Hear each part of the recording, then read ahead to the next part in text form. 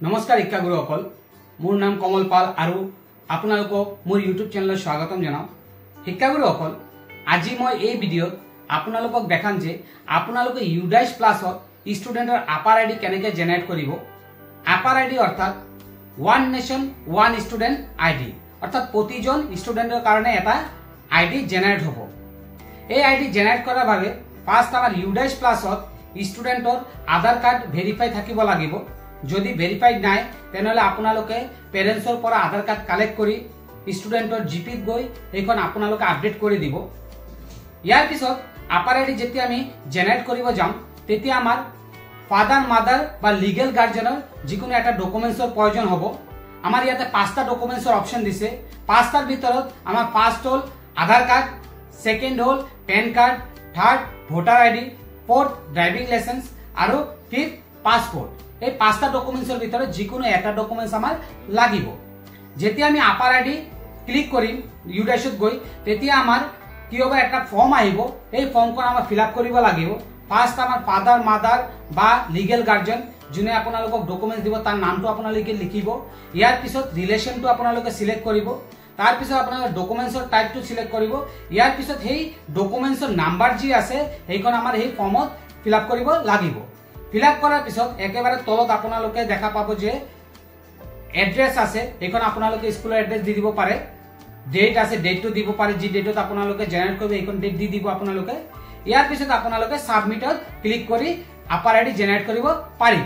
যদি কেতিয়াবা মিছমেচ দেখায় তেনেহলে আপোনালোকে কি কৰিব, স্টুডেন্টৰ জিপিত গৈ আপোনালোকে যি ডকুমেন্টছ দিব ফাদাৰত দিয়ে বা মাদাৰত দিয়ে বা লিগেল গাৰ্জেনত দিয়ে সেই নামৰ স্পেলিংটো আপোনালোকে চেক কৰি ল'ব। যদি ভুল আছে ডকুমেন্টছত যি আছে সেইখন আপোনালোকে দি আপডেট কৰি আকৌ আপোনালোকে আপাৰ আইডি জেনাৰেট কৰিব পাৰিব। তা আপোনালোকে এই ভিডিও স্কিপ নকৰাকৈ সম্পূৰ্ণ চাব। মই ইয়াতে স্টেপ বাই স্টেপ আপোনালোকক দেখাই দিম। আৰু আপোনালোকে যদি মোৰ চেনেলটো এতিয়ালৈ সাবস্ক্ৰাইব কৰা নাই অনুগ্ৰহ কৰি সাবস্ক্ৰাইব কৰি দিব আৰু নটিফিকেশন বেল আইকন টাচ কৰি অল কৰি দিব। ধন্যবাদ। শিক্ষাগুৰুসকল আপোনালোকে আপাৰ আইডি জেনাৰেট কৰাৰ কাৰণে ফাৰ্স্ট গুগল ক্ৰম ওপেন কৰিব। ওপেন কৰাৰ পিছত ইয়াতে আপোনালোকে সাৰ্চ কৰিব ইউডাইস প্লাস। ইয়াতে আপোনালোকে দেখা পাই আছে আহি গৈছে। মই ফাৰ্স্ট অপশনটো ক্লিক কৰিলোঁ। কৰাৰ পিছত এনেকুৱা আপোনাৰ পেজ ওপেন হ'ব, আপোনালোকে দেখা পাই আছে। এতিয়া আমি আপাৰ আইডি জেনাৰেট কৰিম, সেইকাৰণে আমি ষ্টুডেণ্ট মডিউলত ক্লিক কৰিম। তো মই ক্লিক কৰিলোঁ। ক্লিক কৰাৰ পিছত আপোনালোকে ইয়াতে দেখা পাই আছে, ইয়াতে লিখা আছে select state to log in. তো আমাৰ ষ্টেট সিলেক্ট কৰিব লাগিব। এই বক্সত ক্লিক কৰিব লাগিব। তো মই ষ্টেট সিলেক্ট কৰি আছোঁ। কৰাৰ পিছত ইয়াতে গো লিখা আছে, গোত ক্লিক কৰিম। এতিয়া আপোনালোকে দেখা পাই আছে আমাৰ স্কুল লগ ইনৰ পেজটো ওপেন হৈ গৈছে। এতিয়া আমি ইয়াতে ইউজাৰ আইডি পাছৱৰ্ড দি আমি লগ ইন কৰি ল'ম স্কুল। তো মই লগ ইন কৰি আছোঁ। তো মই লগ ইনত ক্লিক কৰি আছোঁ। লগ ইনত ক্লিক কৰাৰ পিছত এনেকুৱা পেজ ওপেন হ'ব, আপোনালোকে দেখা পাই আছে। ইয়াতে আমাৰ ক্লিক কৰিব লাগিব 2024-25 য'ত লিখা আছে। তো মই ক্লিক কৰি আছোঁ। কৰাৰ পিছত ইয়াতে স্কুলৰ ইনফৰমেশ্যন আহি যাব আৰু ইয়াতে তলত আপোনালোকে দেখা পাই আছে ক্লোজ লিখা আছে, আপোনালোকে ক্লোজ কৰি দিব। এতিয়া আমি যেহেতু আপাৰ আইডি জেনাৰেট কৰিম সেইকাৰণে আপোনালোকে ইয়াতে দেখা পাই আছে আপাৰ মডিউল বুলি লিখা আছে। এই আপাৰ মডিউলত আমি কি কৰিম, ক্লিক কৰিম। তো মই ক্লিক কৰিলোঁ। ক্লিক কৰাৰ পিছত ইয়াতে আপোনালোকে দেখা পাই আছে সৰি নো ৰেকৰ্ড ফাউণ্ড বুলি লিখা আছে। তো আমাৰ ইয়াতে ফাৰ্স্ট কি কৰিব লাগিব, ক্লাছ সিলেক্ট কৰিব লাগিব।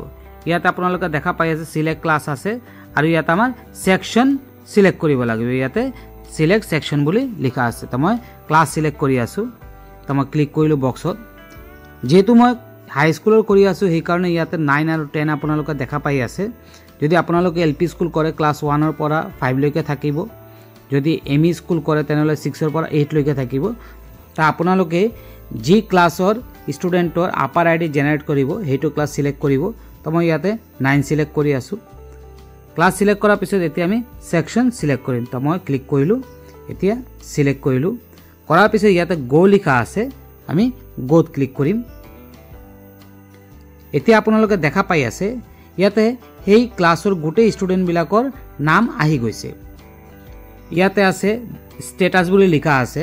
যিসকল ষ্টুডেণ্টৰ আপাৰ আইডি জেনাৰেট হোৱা নাই ইয়াতে আপোনালোকে দেখা পাই আছে পেন্ডিং বুলি লিখা আছে আৰু যিসকলৰ হৈ গৈছে ইয়াতে গ্ৰীণ কালাৰৰ জেনাৰেট বুলি লিখা আছে তো ইয়াতে আমাৰ সাইডত অপচন আছে আপোনালোকে দেখা পাই আছে স্ক্ৰল কৰিলে দেখা পাব সাইডৰ ফালে ইয়াতে একশনত জেনাৰেট বুলি লিখা আছে তো আমি কেনেকৈ জেনাৰেট কৰিম ইয়াতে মই আপোনালোকক দেখাই দি আছো তো জেনাৰেট কৰাৰ বাবে আমাৰ কি কৰিব লাগিব জেনাৰেটত ক্লিক কৰিব লাগিব তো মই ক্লিক কৰি আছো জেনাৰেটত ক্লিক কৰাৰ পিছত এনেকুৱা ফৰ্ম আহিব এই ফৰ্মখন আমাৰ ফিল আপ কৰিব লাগিব ইয়াৰ ওপৰত আপোনালোকে দেখা পাব যে ইয়াতে ষ্টুডেন্টৰ গোটেই ডিটেইলছ বিলাক দিয়া আছে যেনেকৈ নাম PAN number date of birth Aadhaar number তা যদি ভুল থাকে আপোনালোকে এখন কাৰেকচন কৰি ল'ব জিপিপিত গৈ তাবা ফৰ্মখন ফিল আপ কৰিব লাগিব ইয়াতে আপোনালোকে দেখা পাই আছে আই বুলি লিখা আছে এই বক্সত আমাৰ কি কৰিব লাগিব ফাদাৰ নেম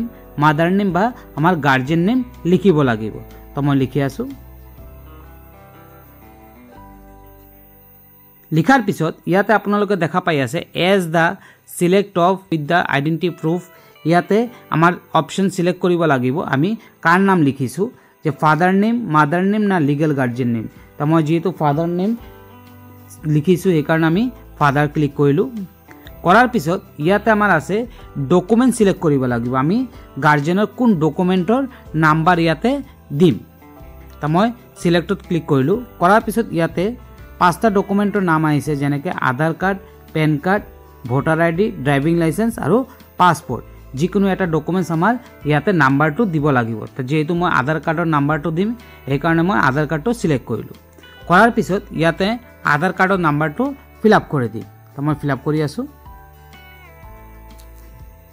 তো মই ফিল আপ কৰিলো তো আপোনালোকে মনত ৰাখিব যে ইয়াতে আমাৰ যি ডকুমেন্টটো সিলেক্ট কৰাব এটো গাৰ্জিয়ানৰ হ'ব বা ফাদাৰৰ হ'ব বা মাদাৰৰ হ'ব আৰু ইয়াতে আমাৰ এই নাম্বাৰটো আমাৰ যাৰ নাম ইয়াতে লিখা থাকিব তাৰে আধাৰ কাৰ্ড বা পেন কাৰ্ড বা ভোটাৰ আইডি যি ডকুমেন্ট দিয়ে তাৰ নাম্বাৰটো ইয়াতে ফিল আপ কৰিব লাগিব কৰাৰ পিছত ইয়াতে আপোনালোকে দেখা পাই আছে লিখা আছে প্লেস অফ ফিজিক্যাল কনসেন্ট ইয়াতে আপোনালোকে স্কুলৰ এড্ৰেছটো দি দিব যে মই দি আছো